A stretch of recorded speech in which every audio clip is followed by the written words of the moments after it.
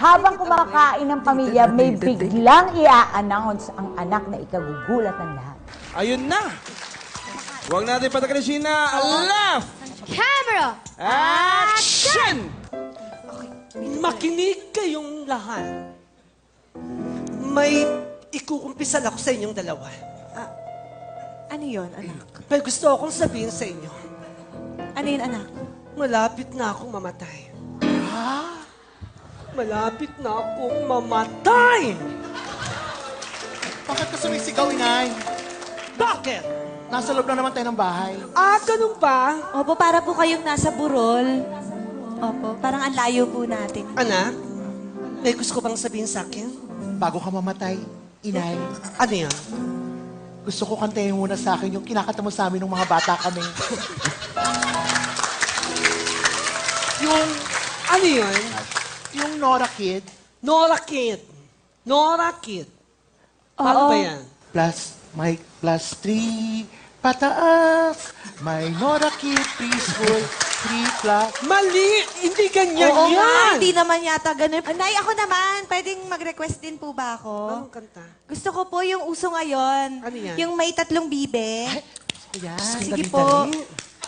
May 3 pataas, may 3 bibig ako nakita. Hello, yes, Mel, Mike, yan. Nandito ako ngayon. Nandito po kami sa nasusunog na bahay. Nasa level 3 na ho yata tayo. At may mga nagbabagsakan pong kahoy dito. Mel, Mike, yes, this is Snooki. Yes, Mike, I'm with you. Sandali lang, maghahanap tayo ng mga makakausap dito. Mel, Mike, sandali lang. Si Snooki. Excuse me, miss. Ano ho ba nangyari dito? Sino ho ba kayo? Pwede ho ba malaman kung sino kayo? Ako po, nanay niyo po ako. Teka, parang nakikilala ko ho kayo. Kayo ho ba si Elsa? Elsa ho ba pangalan ninyo? 3 po kami. Elsa, 2, 3. Aha. Elsa, 2, 3. Hindi ho ba parang, ano ho ba masasabi niyo dito at malakas ang apoy?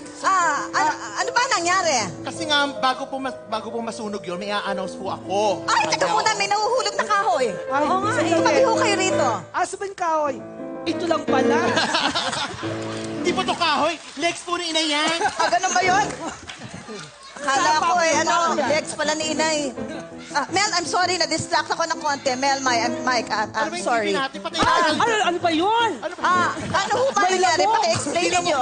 Excuse me, Kasi po, nasa gitna ano po ba kami pangalan ng ninyo? pagkain. Ako si Enteng. Enteng. Enteng. 3, 4. Eh, kayo naman po, sino ho sila? Ako po siya. Ay, naku, ang lakas na nagsunog! Kailangan umalis na tayo! Pero bago!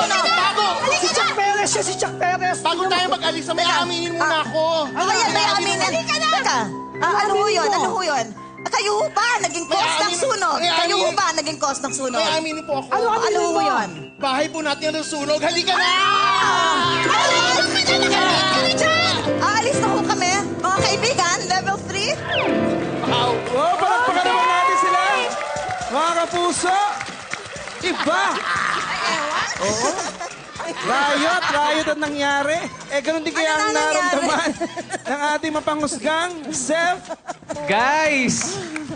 Ang layo nung kwento nyo sa biglang nilagay ni Miss Snooki.